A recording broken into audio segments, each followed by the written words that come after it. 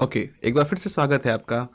तो बच्चों देखो, आज हमारे पास अगली थ्योरम है जिसमें कि हम लोग यहाँ पर देख रहे हैं थ्योरम नंबर 5। और इस थ्योरम में आप क्या देखोगे?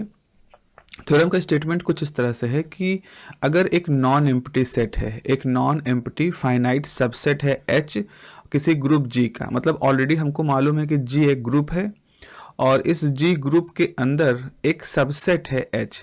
तो अभी ये H सब ग्रुप नहीं है, एक सबसेट है, लेकिन is a subgroup of G, ये सब ग्रुप हो जाएगा G का अगर if and only if, I double F का मतलब होता है इफ एंड ओनली इफ, कोई एलिमेंट ए एच को बिलोंग करे, कोई एलिमेंट बी एच को बिलोंग करे, तो ए बी भी एच को बिलोंग करेगा। तो अगर ऐसा हो रहा है तो क्या होगा? तो वो जो फाइनाइट सबसेट होगा एच जी का, वो एक सब ग्रुप बन जाएगा। तो इसका मतलब एक तरह से हम ये कह रहे हैं कि कोई सबसेट, किसी ग्रुप का कोई सबसेट सब ग्रुप कब बनेगा? अगर इसके अंदर कोई एलिमेंट ए है और बी है और इनका कंपोजिशन ए बी भी एच को बिलोंग करे, यानी कि ये क्लोजर प्रॉपर्टी को सेटिस्फाई करने की बात हो रही है। तो इसको हम ऐसे सीधे शब्दों में ऐसे कह सकते हैं कि कोई भी सबसेट किसी ग्रुप का सब ग्रुप होगा अगर सिर्फ और सिर्फ तब जब उसके अंदर क्लोजर प्रॉपर्टी सेटिस्फाई होगी, एसोसिएटिव प्रॉपर्टी भी सेटिस्फाई होगी। अब देखिए यहाँ पर प्रूफ में क्या लिखा है, सपोज गिवन कंडीशन होल्ड, मान लीजिए ऐसा होता है, यानी कि क्लोजर प्रॉपर्टी सेटिस्फाई हो रही। तो इसका मतलब है ये ऐसा होने को हम कैसे कहेंगे? Thus the closure axiom is satisfied in H. ठीक है, क्लोजर प्रॉपर्टी सेटिस्फाई हो रही। क्लोजर प्रॉपर्टी क्या होती है? क्लोजर प्रॉपर्टी यही होती है कि अगर किसी ग्रुप के अंदर दो एलिमेंट हैं और वो दो एलिमेंट आपस में कंपोजिशन के थ्रू एक नया एलिमेंट बनाए, तो वो नया एलिमेंट भी ग्रुप के अंदर होना चाहिए। अगर ऐसा हो रहा है तो हम कहते हैं कि क्लोजर प्रॉपर्टी सेटिस्फाई हो रही है। लेकिन अब देखो दूसरा लाइन, क्योंकि ऑपरेशन जो है वो ग्रुप में है जो कि एसोसिएटिव होगा, भाई ग्रुप के अंदर एसोसिएटिविटी तो होगी, तो इसका मतलब है कि वो जो एसोसिएटिविटी है वो एच के अंदर भी होगी। भाई अगर देखो जी का जो जी के ही इलाके में एच है, तो अगर जी के पास एसोसिएटिव प्रॉपर्टी है तो जाहिर सी बात एच के पास भी एसोसिएटिव प्रॉपर्टी भी होगी। तो यहाँ पर लिखा है क्योंकि ऑपरेशन जी में एसोसिएटिव होता है, इसीलिए एच के अंदर भी एसोसिएटिविटी होगी। तो हमने क्या पाया? दो चीजें हमने कहा, एक तो हमने कहा कि यहाँ क्लोजर प्रॉपर्टी फॉलो हो रही है और दूसरा कहा कि यहाँ एसोसिएटिविटी प्रॉपर्टी को भी यहाँ पर देखा जा रहा है। तो having ensured closure and associative we conclude that कि एच जो है क्या है? एक फाइनाइट सब ग्रुप है। क्लोजर भी फॉलो हो रहा है, एसोसिएटिविटी भी फॉलो हो रही है। अच्छा, जो कि एच जो है सबसेट है जी का, तो जितने भी एलिमेंट होंगे एच के वो जी के अंदर होंगे ही होंगे। देखो इफ कंडीशन जब होता है तो हमें दो तरह से प्रूफ करना होता है। जैसे एक कंडीशन ए है, एक कंडीशन बी है। तो इफ कंडीशन का I double F, if and only if condition का मतलब होता है या तो दोनों ही सही हैं, या तो ए और बी दोनों ही सही हैं, या दोनों गलत हैं। तो इसका मतलब ये क्या, इसको हम ऐसे लेके चलेंगे, पहले हम ए को सही मानेंगे और दिखाएंगे कि हाँ बी सही है, फिर हम बी को सही मानेंगे और दिखाएंगे कि ए सही है। इस तरह से ये पूरा मामला होता है। तो हमने कहा एच जो है वो क्या है? जी का सबसेट है। तो इसका मतलब एच के जितने एलिमेंट होंगे वो सब जी के अंदर होंगे। अब जी बीइंग अ ग्रुप, चूंकि जी क्या है? जी एक ग्रुप है। क्या है? जी आपका एक ग्रुप है। तो जी एक ग्रुप होने के नाते G being a group the cancellation law will hold in G. हम लोग देखे हैं कैंसिलेशन लॉ का मतलब क्या होता है। जैसे मान लो कि आपके पास एक एलिमेंट ए है, इसके बगल में बी है, ठीक है, इधर एक एलिमेंट है बी, ए इनवर्स बी ऐसे है। तो कैंसिलेशन मतलब है कि इसका लेफ्ट हिस्सा इसका लेफ्ट हिस्सा एक है, तो ये दोनों कैंसिल किए जा सकते हैं। और तो इस तरह मतलब इसी तरह से राइट के लिए भी सही होता है। तो कैंसिलेशन लॉ यहाँ पर काम करेगा। So therefore these law will hold in H also, since every operation in H is also an equation in G. तो इस तरह से हम ये प्रूफ करते हैं कि एच एक सेमी ग्रुप है जिसके अंदर कैंसिलेशन लॉ होल्ड कर रहा है। तो इसका मतलब है bye theorem H is subgroup of जी। तो अगर कैंसिलेशन लॉ होल्ड करता है, इससे पहले हम लोगों ने देखा है कि अगर कैंसिलेशन लॉ होल्ड करता है तो जो सब ग्रुप होने की कंडीशन है वो फुलफिल हो जाती है। तो conversely if H is subgroup of G then closure axiom is satisfy by definition. तो इसका मतलब यही निकल के आता है कि अगर कहीं एच कोई भी सब ग्रुप होता है तो सब ग्रुप के अंदर क्लोजर प्रॉपर्टी हर हाल में सेटिस्फाई होती है। अब एक और आर्टिकल है, एक और टॉपिक है जिसमें लिखा है कि algebra of multiplication of complexes of group. मतलब शुरू से हमने बात की थी कि हमने कोई कॉम्प्लेक्स माना था और फिर कॉम्प्लेक्स के अंदर कुछ कंडीशन के तहत हमने कहा था कि ये कॉम्प्लेक्स जो है हमारा ये सब ग्रुप बनेगा। तो कोई भी कॉम्प्लेक्स सब ग्रुप होगा कि नहीं होगा, उसकी अपनी शर्तें होती है, जिसको हमने शुरू से कहा है। तो अब हम कह रहे हैं कि मान लो हमारे पास दो कॉम्प्लेक्स है, एक एच कॉम्प्लेक्स है, एक के कॉम्प्लेक्स है। इन दोनों कॉम्प्लेक्स का मल्टीप्लिकेशन हो गया, इन दोनों कॉम्प्लेक्स को आपने मल्टीप्लाई कर दिया, तो क्या ये कॉम्प्लेक्स अब सब ग्रुप बनेगा कि नहीं, इसके ऊपर भी हमारी कुछ कंडीशंस होती हैं। जनरली ये टॉपिक बहुत ज़्यादा मतलब बहुत ज़्यादा अभी अंडर ग्रेजुएट लेवल पर आपके लिए रिलेवेंट नहीं है, तो मैं इसको नोट्स में रख रहा हूँ, नोट्स में है, पार्ट है।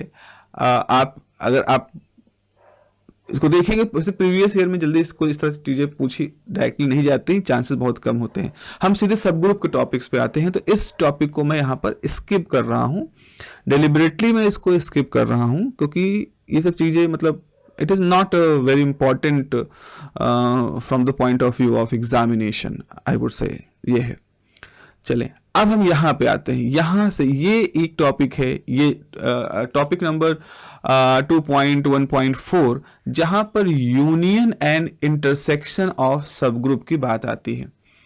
तो आपके पास अगर सब ग्रुप्स हैं, मान लीजिए कि किसी ग्रुप के सब ग्रुप हैं ए और बी, किसी ग्रुप के सब ग्रुप हैं, तो यानी ग्रुप के अंदर ये होंगे और वो सारी प्रॉपर्टी फुलफिल करेंगे, तो इन दोनों का यूनियन क्या होगा, इन दोनों का इंटरसेक्शन क्या होगा, क्या इन दोनों के यूनियन और इंटरसेक्शन को भी हम सब ग्रुप मान सकते हैं या हो सकते हैं, इसके ऊपर। और ये अच्छा क्वेश्चन देखो लखनऊ यूनिवर्सिटी में 2019 से पूछा गया, ये तो सिर्फ एक दिन एक बार का मेंशन है, ऐसे इससे पहले भी ये पूछा जाता रहा है। It's a important question.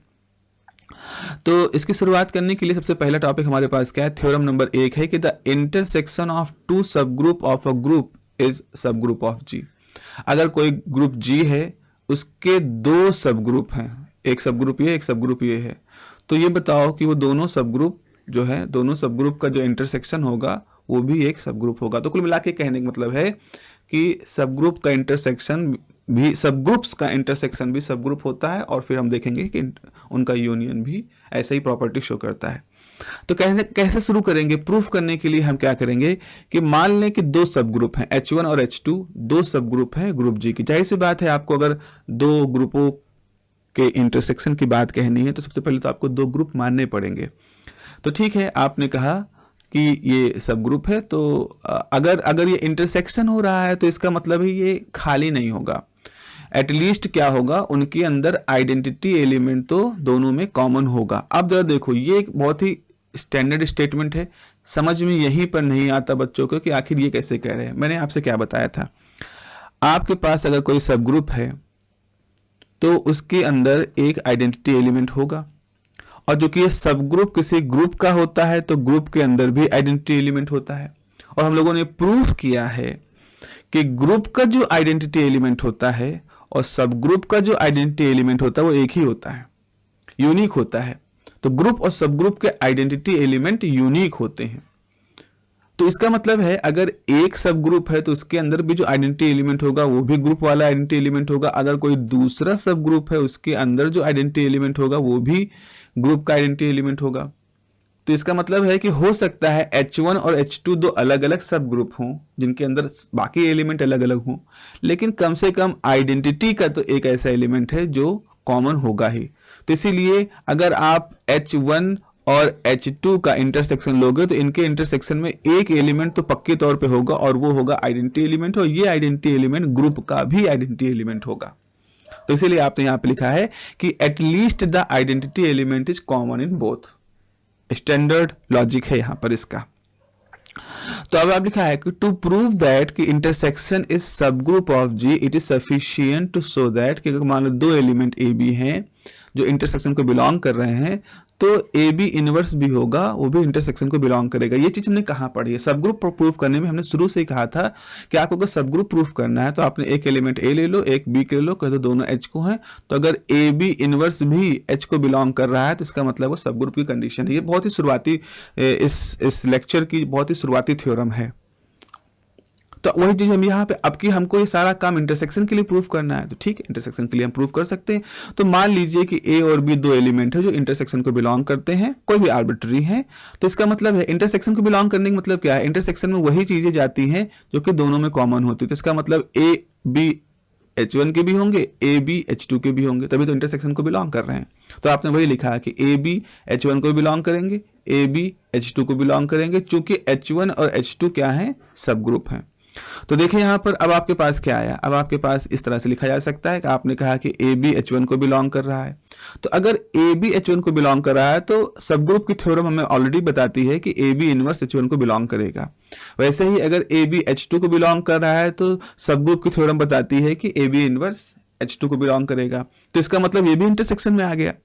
तो इसका मतलब है कि ए बी इनवर्स भी जो है इंटरसेक्शन में आ जाएगा, तो ए बी इनवर्स भी इंटरसेक्शन का हिस्सा होगा, और इसका मतलब है कि इंटरसेक्शन भी हमारा सब ग्रुप हो जाएगा।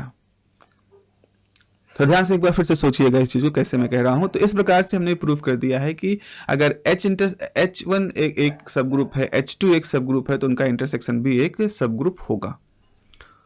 थ्योरम टू क्या है?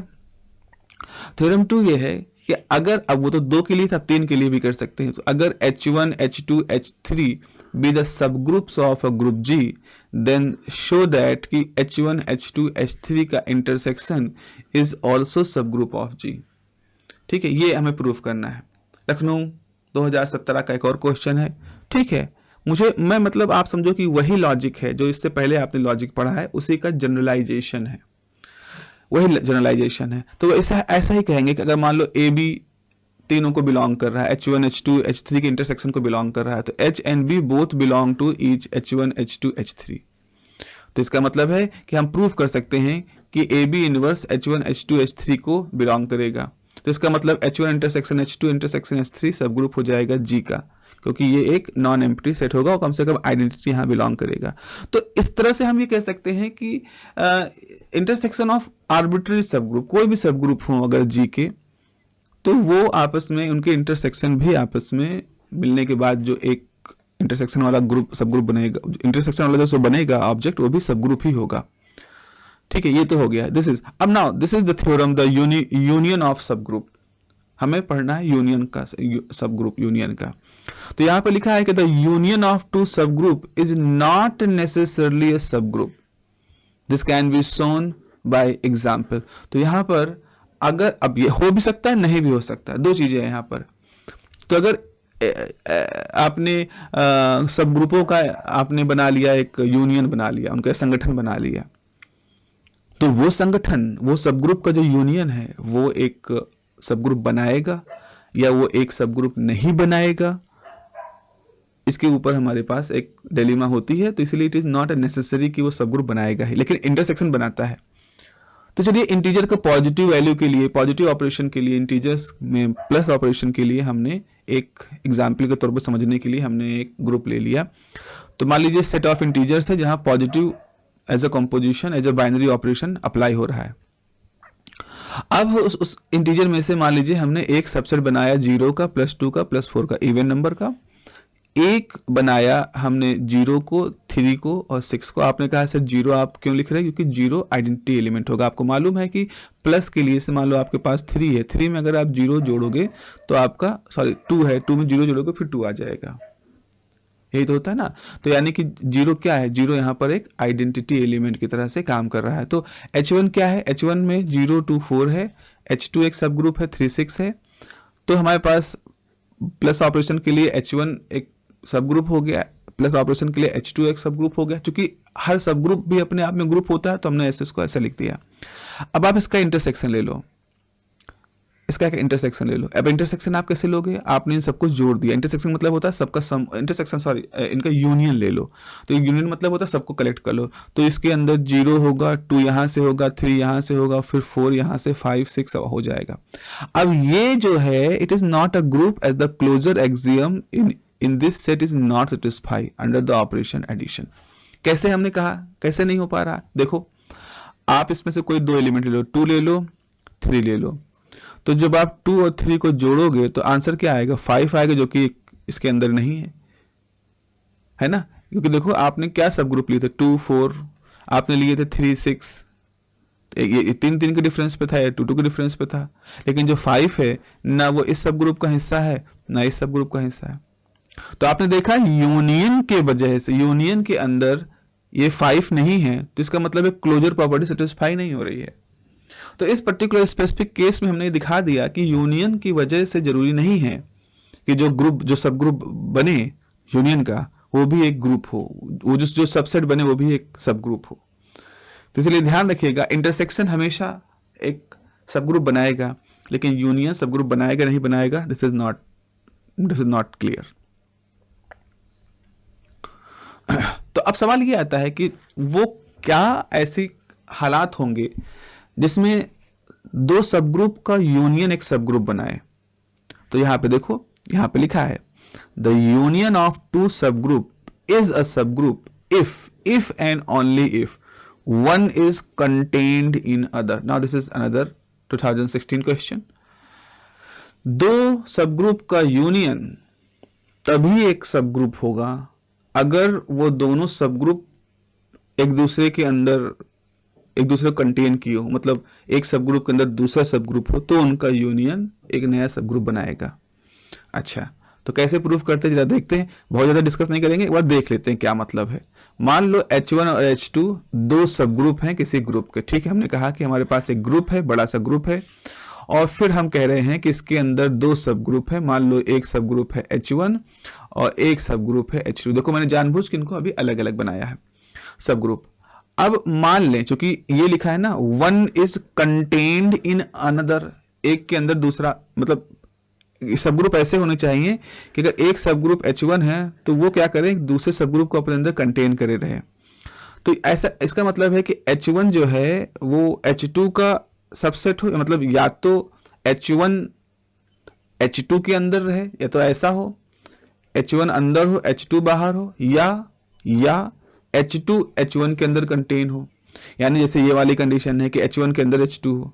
सो we have to prove that कि इनका जो यूनियन होगा वो सब ग्रुप होगा। तो अगर वो कंटेन्ड है तो आपने H1 और H2 का यूनियन ले लिया तो वो सब ग्रुप होगा। तो पहले ये मानते हैं कि H1 के अंदर H2 कंटेन है, H1 is subset of H2, यानी कि हम क्या मान रहे हैं, बाहर वाला ग्रुप कौन सा है H1, बाहर वाला सब ग्रुप, बाहर वाला सेट है H1, और उसके अंदर कौन कंटेन्ड है, नहीं, बाहर वाला है H2। पहली कंडीशन क्या है, H1 is subset of H2, तो बाहर H2 है और अंदर आपने H1 ले लिया। ये आपने इस तरह से माना है, ये वाली स्थिति ऐसे है। तो इनका यूनियन क्या होगा, H1 यूनियन H2 क्या होगा, H2 also H2 is subgroup of G। तो भाई जैसे ऐसा करोगे तो H1 यूनियन H2 ही तो H2 आएगा। भाई देखो अब खुद ही बताओ, आपके पास ये है H2, आपके पास इसके अंदर है H1, तो आप जब H1 और H2 का यूनियन लोगे तो असल में बड़ा वाला ही तो आएगा, बड़ा वाला ही जो सेट है वही तो आ जाएगा। तो वही तो आपने लिखा है कि H1 H2 अगर एक दूसरे का यूनियन लोगे तो H2 ही तो आएगा। फॉर एग्जाम्पल मान लो इसके अंदर 1 2 3 4 5 6 7 8 9 10 ये हैं। हमने क्या किया, इसमें एक और इसको हमने कहा ये इसको हमने मान लिया H2 है। अब हमने क्या किया, 2 5 7 का हमने एक H1 बना लिया। अब हमने H1 और H2 का यूनियन ले लिया, तो H1 अब तो इसमें क्या होगा भाई, H1 H2 के यूनियन में क्या होगा, वो सारे एलिमेंट जो H1 में भी हो H2 में वही तो लिखने होते यूनियन में। तो जाहिर सी बात है क्योंकि H1 तो H2 का हिस्सा ही है, तो उसके सारे एलिमेंट भी H2 के एलिमेंट होंगे, तो वही आपने लिखा है। सो H2 is subgroup of G। तो इसका मतलब है H1 union H2 is subgroup of G। उल्टा दूसरा करते हैं, दूसरा काम ये करते हैं कि H2 को मान लेते हैं कि सबसेट H1 का है, तो उनका यूनियन लेते हैं तो H1 आ जाता है, तो H1 is subgroup of G। तो इस तरह से H1 यूनियन H2 भी सब ग्रुप हो गया G का। तो इस तरह से हम कह सकते हैं कि किसी भी हालात में, चाहे H1 के अंदर H2 हो चाहे H2 के अंदर H1 हो, हर हालात में H1 H2 का जो यूनियन होता है वो G का सब ग्रुप होता है। ये हम लोगों ने यहाँ पर प्रूफ कर दिया है। आगे एक और चीज, अब उसका उल्टा भी कह सकते हैं। इसका उल्टा क्या कह सकते हैं, पहले हमने कहा कि अगर H1 H2 का यूनियन सब ग्रुप तभी होगा जब H1 मतलब एक सब ग्रुप दूसरे को अपने अंदर कंटेन रखे।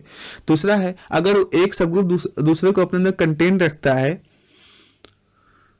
तो उनका यूनियन जो होगा वो एक सब ग्रुप बनाएगा। तो उल्टा क्या है, कन्वर्सली क्या है कि लेट H1 H2 आर सब ग्रुप ऑफ अ ग्रुप, इस तरह से कि उनका इंटरसेक्शन एक सब ग्रुप है। देन ऑफ G, देन हम प्रूव कर सकते हैं कि H1 H2 के अंदर या तो कंटेन है या H2 H1 के अंदर कंटेन, मतलब जो भी कुछ हमने पढ़ा है इससे पहले वाला थ्योरम में उसका उल्टा करना है। तो इसको प्रूफ करने के लिए क्या करते हैं, सबसे पहले मान लें, क्योंकि हमें प्रूफ करना है कि H1 H2 कंटेन कर रहा है या H2 H1 कंटेन कर रहा है, तो हमने मान लिया कि H1 is not subset of H2 या H2 is not subset of H1। उल्टा करके चलते हैं ना, यूनिवर्सल लॉ। तो अगर H1 H2 के अंदर नहीं है तो इसका मतलब है कि वहां एक ऐसा एलिमेंट जरूर होगा जो कि H1 में मतलब H1 में होगा लेकिन H2 के अंदर नहीं होगा। इससे हमने कहा कि एक बड़ा वाला ग्रुप है, H2, ठीक है, और एक छोटा वाला ग्रुप है H1। तो इसका मतलब ये निकला कि अगर कोई एलिमेंट A H1 में है तो वो एलिमेंट H2 में नहीं होगा, क्योंकि सबसेट तो है नहीं, वो उसके अंदर कंटेन तो है नहीं उसके अंदर।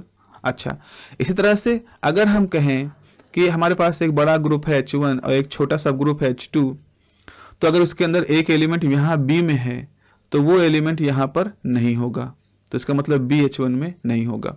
इसका मतलब अगर इनका यूनियन लिया जाए, तो इनका यूनियन लिया जाए H1 और H2 का, तो आपके पास क्या आ जाएगा, AB बिलोंग करेगा H1 यूनियन H2 को, क्योंकि सब ग्रुप है G के।